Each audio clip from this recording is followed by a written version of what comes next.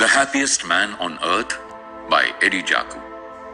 दोस्तों, इतिहास हमेशा से ही हमें कुछ ना कुछ सिखाता रहता है, लेकिन कुछ इवेंट्स ऐसे भी हैं जो हम कभी भी नहीं भुला सकते। वर्ल्ड वॉर II के टाइम जर्मन नाजीज के द्वारा कराया गया हॉलोकॉस्ट उनमें से एक है। हिटलर और उसकी प्योर आर्यन रेस ऑब्सेशन के चलते न जाने कितने मासूम लोगों ने अपनी जान गैस चेम्बर्स और कंसंट्रेशन कैंप्स में गंवाई थी।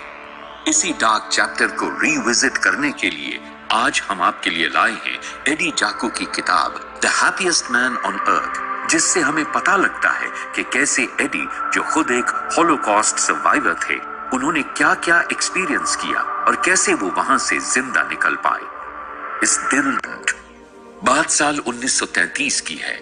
एडी जर्मनी के लिप्जिग में रहते थे और इस वक्त तक वो हाई स्कूल जाने की तैयारी कर रहे थे। उनका सपना था कि वो एक इंजीनियर बने और अपने देश की सेवा करें, लेकिन जब हिटलर जर्मनी का चांसलर बना तो सब कुछ बदल गया।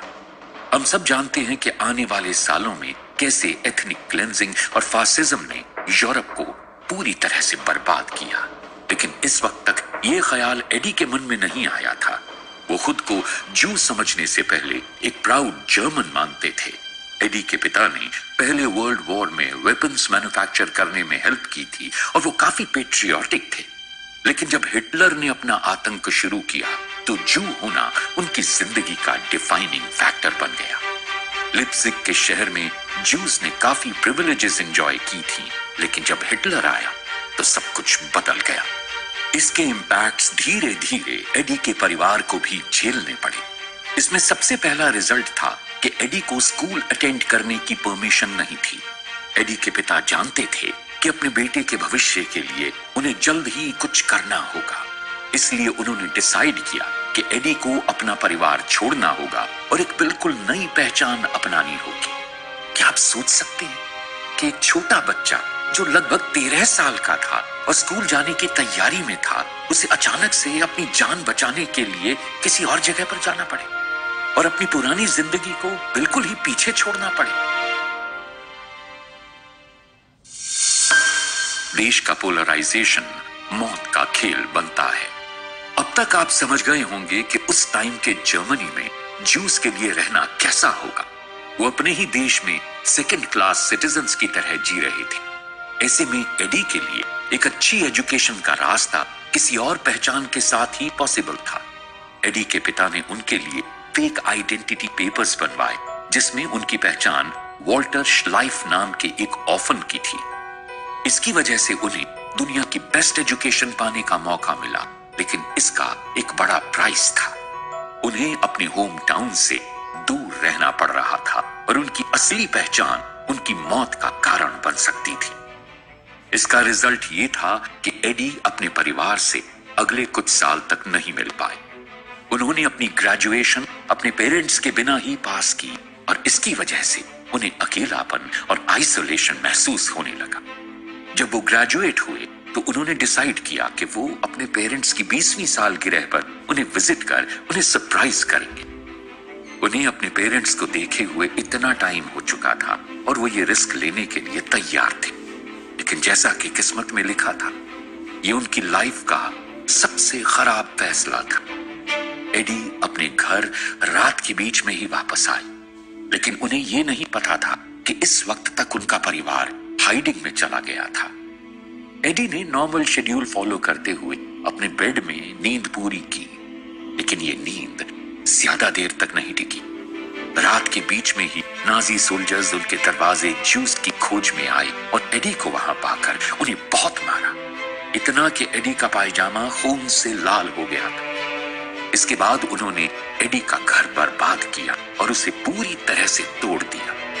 जिस देश और कम्युनिटी में एडी बड़े हुए थे, वो ही अब उनकी नहीं थी। सब कुछ बदल चुका था। सिचुएशन का फायदा उठाओ। एडी को जबरदस्ती कैंप बुकनवाल्ड में लाया गया, जो 1938 में बनाया गया था। ये एक नाजी कंसंट्रेशन कैंप था। इस कैंप में कंडीशंस बहुत ही खराब थी। किसी भी तरह की हाइजीन न होने के कारण हर वक्त बीमारी और भूखमरी का खतरा बना रहता था। इस कैंप में हर चीज इस तरह से बनी थी कि लोगों की डिग्निटी पूरी तरह से बर्बाद कर दी जाए। नाजीज इन कैदियों को छोटी से छोटी गलतियों के लिए भी टॉर्चर किया करते थे और जब उनका मन होता था तो वो इन कैदियों को मार भी देते थे। अब आप इसे एडी की किस्मत कहें या कोई चमत्कार, इस कैंप में उन्हें एक सोल्जर मिला जिसे वो अपने स्कूल के टाइम से जानते थे, जब वो वॉल्टर के नाम से अपनी लाइफ बिता रहे थे। इस सोल्जर ने अपने कैंप कमांडर को कन्विंस किया कि एडी के मैकेनिकल स्किल्स नाजीज के लिए काफी फायदेमंद हो सकते हैं। इस तरह से एडी को उस कैंप से आजादी मिली, लेकिन इस शर्त पर कि वो जीवन भर नाजी फैक्ट्रीज में काम करेगा। उन्होंने इस बात को मान लिया और इसके बाद उस कैंप कमांडर ने एडी के परिवार को कांटेक्ट किया जो लिप्जिग वापस आ चुके थे और एडी का इंतजार कर रहे थे ताकि वो सब साथ में देश छोड़कर जा सके। एडी के पिता को इस शर्त पर उन्हें ले जाने की परमिशन मिली थी कि वो उन्हें उस फैक्ट्री में ले जाएंगे जहां एडी को काम करना था, लेकिन एडी यहां कभी आए ही नहीं। इसके उलट एडी और उनके पिता सीधे बेल्जियम बॉर्डर की तरफ गए जहां पर उन्होंने एक स्मगलर को पैसे दिए थे ताकि वो दोनों यहां से बचकर भाग सके। इस स्मगलर की मदद से वो एक घने जंगल के रास्ते गए और एडी ने जर्मनी का बॉर्डर क्रॉस किया, लेकिन जब उन्होंने अपने पिता को खोजने के लिए पीछे देखा तो वो वहां पर नहीं थे। क्या हुआ होगा एडी के पिता को? मैं जानता हूं कि आपके अंदर भी बहुत एंजाइटी बिल्ड हो रही है, तो जानने के लिए बने रहिए। सिचुएशन कभी भी पलट सकती है। एडी काफी लकी थे और वो बेल्जियम में सेफली एंटर कर चुके थे, लेकिन उनके पिता बीच रास्ते में ही एक और रिफ्यूजी की मदद करते वक्त पीछे रह गए, जिसकी वजह से उन्हें सर्च लाइट में नाजी गार्ड्स ने पकड़ लिया। उन्हें बहुत टॉर्चर किया गया और उन्हें फाइनली एक कैंप में भेज दिया गया। लिप्जिग में एडी की मां और बहन को भी अरेस्ट कर लिया गया था। एडी के परिवार को अपने रिलीज के लिए काफी टाइम लगा, लेकिन आखिरकार वो तीनों यानी एडी के पिता, मां और बहन बेल्जियम आ गए थे। लेकिन जब तक वो तीनों वहां आ पाए, एडी बेल्जियम से जा चुके थे। एडी बचते हुए फ्रांस आए, लेकिन यहां पर भी उन्हें अरेस्ट किया गया और इस बार उन्हें वहां के एक प्रिजन कैंप में डाल दिया गया। आगे उन्हें पोलैंड के ऑशविट्ज कैंप में ले जाया गया, जो उस टाइम का सबसे खतरनाक कैंप था। लेकिन इस बार भी किस्मत से एडी बच गए। उन्होंने ट्रेन पर कंडक्टर का स्क्रू ड्राइवर चोरी किया और उसकी मदद से एक फ्लोर बोट को खोला। इसके चलते वो ट्रेन से बच निकले और रात के अंधेरे में ही वो बेल्जियम वापस आ गए। यहाँ पर उन्होंने एक दोस्त की मदद से अपनी फैमिली को ढूंढा जो ब्रसल्स में एक घर के माले में छुपे हुए थे। फाइनली वो अपने परिवार से मिल पाए और आने वाले कुछ महीने उनके लिए काफी अच्छे थे, लेकिन किसी ने उनकी फैमिली के बारे में अथॉरिटीज को रिपोर्ट कर दिया था, जिसके चलते उन्हें फिर से अरेस्ट किया गया और एक बार फिर उन्हें ऑशविट्ज भेज दिया गया। इस बार कोई भी एस्केप पॉसिबल नहीं हो पाया। जिंदगी जीने के लिए एक रीजन काफी है।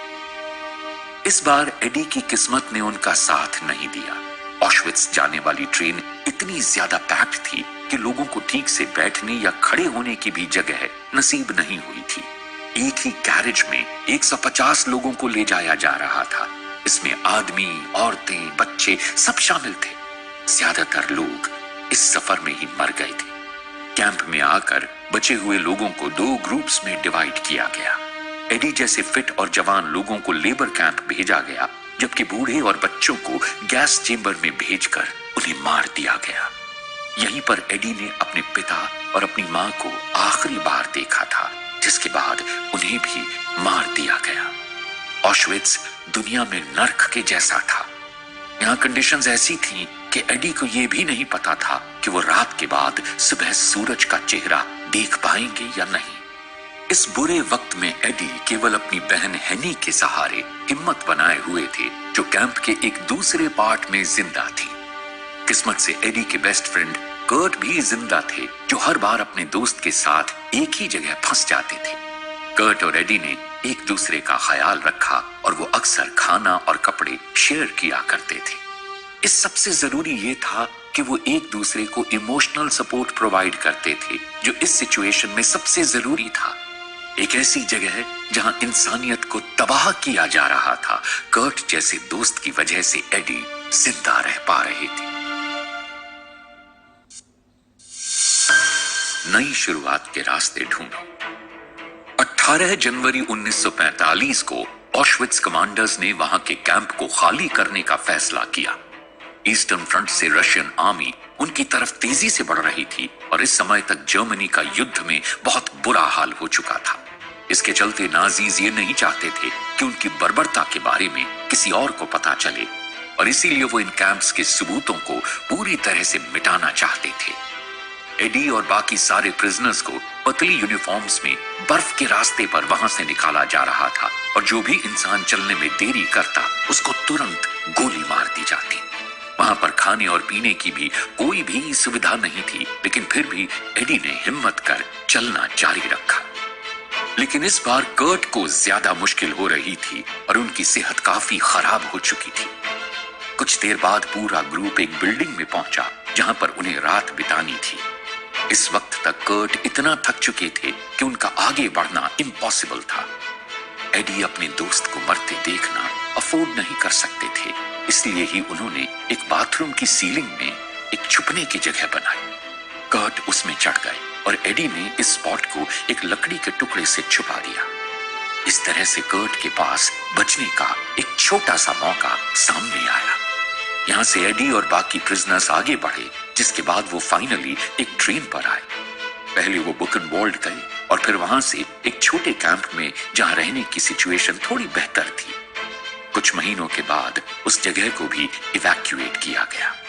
लेकिन इस बार नाजीज के पास कोई प्लान नहीं था। वो अब डेस्परेट हो चुके थे और इसी के चलते एडी ने बचने के लिए कुछ सोचा। रास्ते में उन्हें कुछ ड्रेनेज पाइप्स दिखाई दिए जो इतने बड़े थे कि उनमें एक इंसान फिट हो सके। उन्होंने इस मौके को जाने नहीं दिया और खुद को उनमें छुपा लिया। साथ ही उन्होंने उसमें 2 लिड्स की मदद से खुद को पानी में बहने से भी बचा लिया। फिर जब अंधेरा हुआ तो वो वहां से निकल गए। उस पाइप के अंदर ठंडे पानी ने उन्हें इतनी तेजी से आगे बढ़ाया कि उनके जूते बह गए। थकान की वजह से वो बेहोश हो गए और पाइप के एक साइड की लिड को पकड़ वहीं फंसे रहे। जब वो उठे तो उन्होंने पाया कि उनके पाइप का बैरल बुलेट से भरा हुआ था। उन्होंने तब रियलाइज किया कि नाजीज ने इन पाइप्स पर काफी बार हमला किया, लेकिन किस्मत देखिए, एडी को कोई भी नुकसान नहीं हुआ। होश आने के बाद वो उस पाइप से बाहर निकले और अब वो फाइनली फ्री थे। मेंटल हेल्थ जरूरी है। वॉर खत्म होने के बाद एडी की जिंदगी अब कुछ नॉर्मल होना शुरू हो गई थी। अब वो एक नॉर्मल इंसान की तरह अपनी लाइफ प्लान कर सकते थे। कुछ वक्त बाद उन्हें फ्लोर मुल्हो नाम की एक ग्रीक जूइश लड़की से प्यार हुआ। मुल्हो ने अपनी पूरी जिंदगी बेल्जियम में ही बिताई थी और उन्होंने काफी सालों तक डिपोर्टेशन अवॉइड किया था, क्योंकि नाजीज को पता नहीं चला कि वो असल में जूइश हैं। 20 अप्रैल 1946 को इन दोनों की शादी हुई। दोनों ही एक दूसरे से बहुत प्यार करते थे, लेकिन उनकी शादी के पहले कुछ साल काफी मुश्किल थे। वॉर की वजह से एडी हमेशा सर्वाइवल मोड में ही रहते थे और उनको अपनी फैमिली को खोने का भी बहुत गहरा सदमा लगा हुआ था। लेकिन ये सब थोड़ा बदला जब फ्लोर प्रेग्नेंट हुई और एडी ने अपने बच्चे को पहली बार अपनी गोद में लिया। उस बच्चे ने उनमें एक बदलाव की वेव को जन्म दिया। उन्होंने रियलाइज किया कि वो कितने लकी थे कि इतनी बड़ी ट्रेजेडी के बाद भी वो जिंदा थे। अगर कंसंट्रेशन कैंप में रहते हुए उनसे कोई कहता कि उनका फ्यूचर इतना अच्छा होगा तो शायद वो यकीन नहीं करते, लेकिन फिर भी उनके साथ ऐसा हुआ। इस वक्त से एडी ने फैसला किया कि वो अपना हर एक मोमेंट खुलकर जिएंगे और हमेशा खुश रहेंगे। अपने आप पर भरोसा रखो। अपनी रेजिलियंस के बाद भी वॉर के एंड तक एडी की हालत ऐसी हो चुकी थी कि वो मौत से केवल कुछ ही पल की दूरी पर थे। जब वो उस ड्रेनेज पाइप से बाहर निकले तो उनके शरीर में शक्ति के नाम पर कुछ भी नहीं बचा था। इसके बाद उन्होंने उस केव के बाहर निकल सड़क पर चलना शुरू किया, लेकिन थकान की वजह से वो गिर गए और उन्हें बीच सड़क पर अपनी जान के लिए रेंगना पड़ा। भगवान की कृपा से कुछ देर बाद उस सड़क पर उन्हें एक टैंक दिखा। जैसे वो उनके पास आया, उन्हें रियलाइज हुआ कि वो एक अमेरिकन टैंक था। एडी उस टैंक को देखकर बेहोश हो गए और सीधे एक हफ्ते के बाद वो होश में आए। जब उन्हें होश आया तो उन्होंने खुद को एक साफ हॉस्पिटल रूम में पाया। उनके चारों ओर डॉक्टर्स और नर्सेस काम में लगे हुए थे। एडी का बॉडी वेट महज 28 किलो रह गया था और उन्हें कॉलेरा और टाइफाइड की बीमारी हो गई थी। उनके बचने के चांसेस काफी कम थे। एक बार फिर से उनकी जान बच गई। 6 हफ्तों के बाद वो बेल्जियम के लिए निकले ताकि अपने परिवार को ढूंढ सके, लेकिन जैसा कि हमें पता है कि कोई भी नहीं बचा था। बहुत से लोगों की तरह एडी के पास अब कुछ भी नहीं बचा था।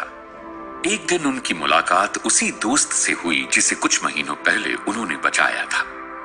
जी हाँ, आपने सही गेस किया, मैं कर्ट की ही बात कर रहा हूं।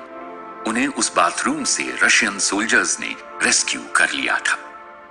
कर्ट से मिलने के बाद एडी को जीने की एक नई वजह मिली।